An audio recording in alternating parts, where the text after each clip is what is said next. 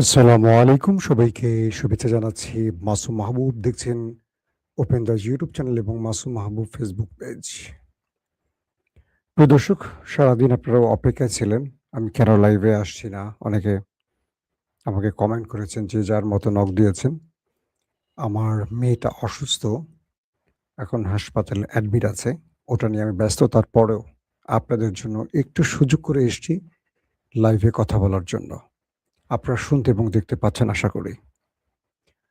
প্রিয় দর্শক, ইরান এবার আমেরিকাকে আল্টিমেটাম দিয়েছে। এতদিন ডোনাল্ড ট্রাম্প ইরানকে আল্টিমেটাম দিত, এবার ইরান দিয়েছে আমেরিকাকে আল্টিমেটাম। কেন এই আল্টিমেটাম এবং কি করতে যাচ্ছে ইরান? পাশাপাশি লেবাননে নেতানিয়াহুর বাহিনী এখনো আক্রমণ অব্যাহত রেখেছে। আজকে হিজবুল্লাহ পাল্টা প্রতিরোধ করে তাদেরও বেশ কজনকে হতাহত করেছে। ৩ নম্বর গুরুত্বপূর্ণ খবর, মার্কিন প্রেসিডেন্ট ডোনাল্ড ট্রাম্পের উপর হামলাকারী অ্যালেন, তাকে নিয়ে টাইম মেশিনের একটি নতুন নাটক সৃষ্টি হয়েছে। বলা হচ্ছে গত ডিসেম্বর ২৩ সালে কল অ্যালেনের একটি টুইট পাওয়া গেছে। মানে অন্য কোনো একটি আইডি থেকে টুইটারে কল অ্যালেনকে নিয়ে একটি পোস্ট করা হয়েছে, যেখানে তিনি এই কাজটি করতে যাচ্ছেন, যেটা গত ২৩ সালে কোনো একজন একটি অ্যাকাউন্টে একটি পোস্ট করে জানিয়েছে। এটা নিয়েও কিছু তথ্য আপনাদের দিতে চাই। পাশাপাশি আমেরিকা, পাকিস্তান, ইরানের মধ্যে আলোচনার নামে কি চলছে সেই বিষয়টিও জানাবার চেষ্টা করছি। প্রিয় দর্শক, ইরান আমেরিকাকে যে আল্টিমেটাম দিয়েছে, মূলত ইরান এই মুহূর্তে তারা বিশ্বে তেল রপ্তানিতে এগিয়ে যাওয়া একটি দেশ। কারণ গালফ কান্ট্রি হরমুজ প্রণালী বন্ধের কারণে তেল বিক্রি করতে পারছে না সঠিকভাবে। এই সুযোগটা ইরান তার ক্ষতি পুষিয়ে নিতে হরমুজ প্রণালী দিয়ে একের পর এক তেলের ট্যাঙ্কার পৃথিবীর বিভিন্ন দেশে পাঠাচ্ছে। ইতিমধ্যে ৭০-৮০টা তেলের ট্যাঙ্কার ইরান থেকে বেরিয়ে গেছে আমেরিকার নাকের ডগার সামনে দিয়ে। তার মধ্যে আমেরিকা ইরানের ২টো ট্যাঙ্কারকে আটক করে। আবার ইরানও আমেরিকার সমর্থিত বা ইসরায়েল সমর্থিত বেশ কয়েকটা জাহাজে আক্রমণ পাশাপাশি আটক করে। এই পরিস্থিতিতে ইরান তার তেল উৎপাদন, খনিজ থেকে তেল যে উৎপাদন হচ্ছে সেই কাজটি অব্যাহত রাখছে, কিন্তু তেলটিকে সঠিকভাবে স্টোরেজ করতে পারছে না। কারণ ইরানের যে স্টোরেজ আছে সেই স্টোরেজ ফুল হয়ে গেছে। এখন সাগরে থাকা বিভিন্ন ট্যাঙ্কারে তেল সাপ্লাই করা হচ্ছে। এই তেলগুলো যদি সঠিক সময় বিভিন্ন দেশে যে ক্লায়েন্টরা তেল কেনার টাকা দিয়ে বসে আছে তাদের কাছে দিতে না পারে, তাহলে ইরান এই তেলগুলো ঠিকমতো উৎপাদন করতে পারবে না, উত্তোলন করতে পারবে না। আমেরিকা এই সুযোগটি কাজে লাগাতে চায়। আমেরিকা চেষ্টা করছে নৌ অবরোধের মাধ্যমে ইরানকে তেল বিক্রির পথে বাধা সৃষ্টি করতে। আর ইরান বলছে, যদি আমার তেল বিক্রিতে বাধা সৃষ্টি করে তাহলে পুরো গালফ কান্ট্রির তেল পুরোপুরি রাস্তা বন্ধ করে দেব। শুধু হরমুজ নয়, প্রয়োজনে বাবুল মান্তাফও বন্ধ করে দেয়া হবে। এই পরিস্থিতির মধ্যে আমেরিকা দোটানায়, ইরানও দোটানায়। ইরানের যিনি পররাষ্ট্রমন্ত্রী আব্বাস আরাকচি পাকিস্তানে গিয়ে তিনি প্রথমে আলোচনা করেন। এরপর সেখান থেকে দ্রুত চলে যান ওমানের মাস্কাটে। ওমানের সঙ্গে হরমুজ প্রণালীর বিষয়ে তিনি আলোচনা করেন। এরপর তিনি ছুটে আসেন আবারও পাকিস্তানে। বলা হচ্ছে পাকিস্তানে এসে আবারও তিনি ফিল্ড মার্শাল আসিম মুনিরের সাথে জরুরি বৈঠক করেন এবং এই বৈঠকে আমেরিকার উদ্দেশ্যে ইরান কিছু প্রস্তাবনা তুলে ধরে।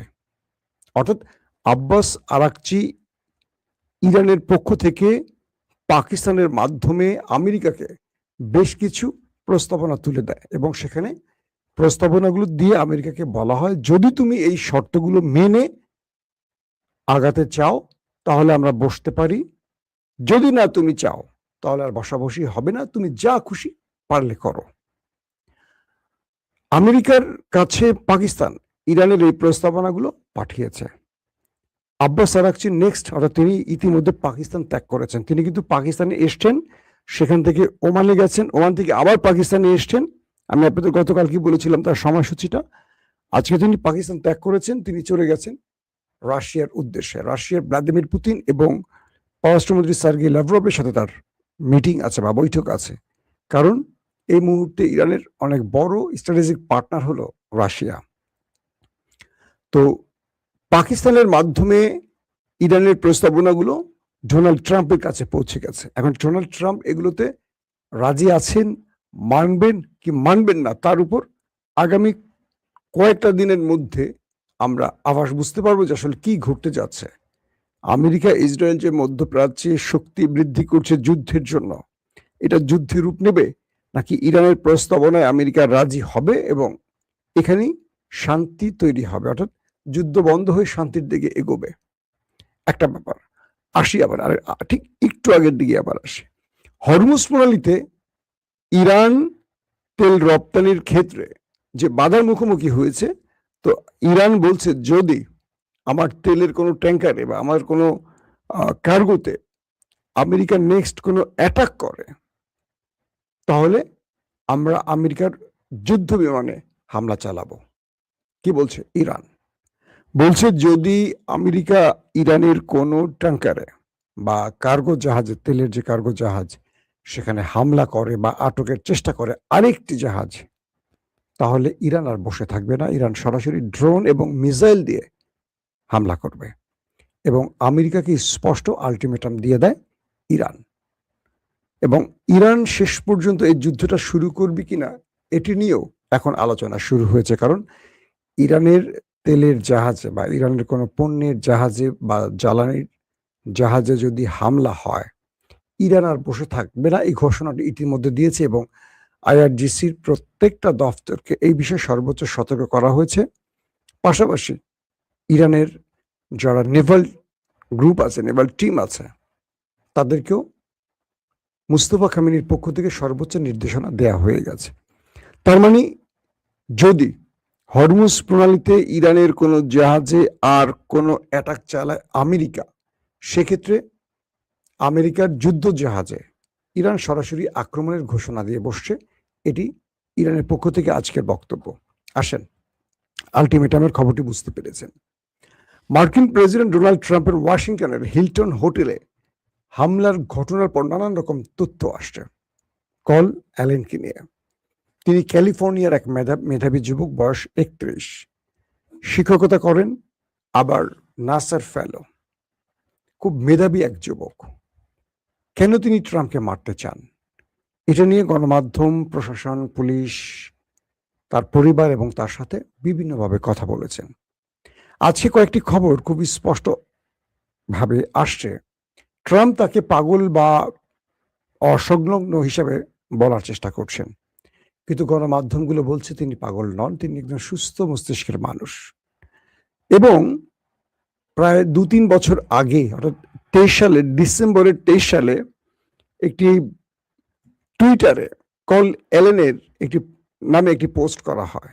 অর্থাৎ 23 সালে কোনো এক ব্যক্তি তার টুইটার অ্যাকাউন্টে একটি পোস্ট করেন, সেখানে বলা হয় কল অ্যালেন, অর্থাৎ তিনি মার্কিন প্রেসিডেন্টকে অ্যাসাসিনেশন যে টার্গেটটি করবে, এটি ওই পোস্টে লেখা হয়। এইরকম একটি তথ্য সাম্প্রতিক গণমাধ্যমে উঠে এসছে এবং এটা নিয়ে ব্যাপক আলোচনা সমালোচনা চলছে।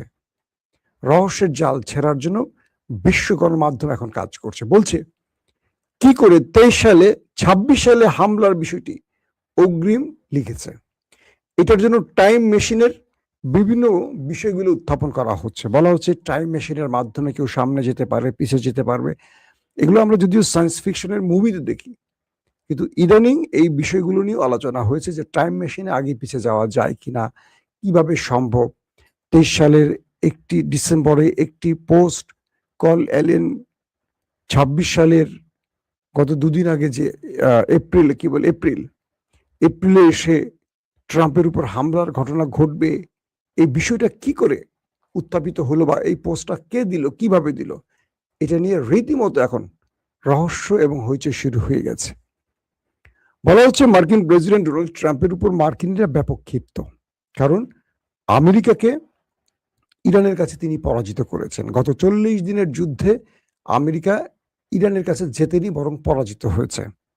পাশাপাশি ইসরায়েলে নেফতানি বেনেট এবং আমাদের বর্তমান যিনি প্রধানমন্ত্রী, আমার নেতা কাকু, তাদের মধ্যে জোট বা কোয়ালিশন নিয়ে এখন দ্বন্দ্ব শুরু হয়ে গেছে। বলা হচ্ছে যে কোনো সময় নেতানিয়াহু বিদায় নিতে পারেন, কারণ বাকি যে জোটগুলো তারা কোয়ালিশন করে সরকার গঠন করতে পারে আগামীতে।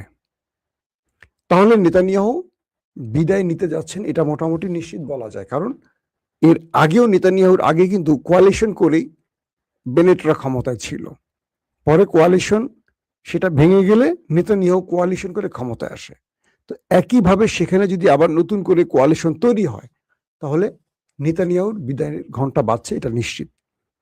মার্কিন এবং ইসরায়েল দু দেশের জনগণ এখন চাইছেন ট্রাম্প এবং নেতানিয়াহুর পরিবর্তন, কারণ এই দুজন এসে যে যুদ্ধটা লাগিয়ে দিল, বাজিয়ে দিল বা ছড়িয়ে দিল, এটা পুরো পৃথিবীকে এক অশান্তির দিকে নিয়ে যাচ্ছে। পুরো পৃথিবী জ্বালানি সংকটে আছে। ইউরোপ সামার শেষে উইন্টারে বড় রকম বিপদে পড়তে যাচ্ছে। তাদের টেনশন ক্রমান্বয়ে বাড়ছে, তারা ইরানের সাথে যোগাযোগ বৃদ্ধি করছে।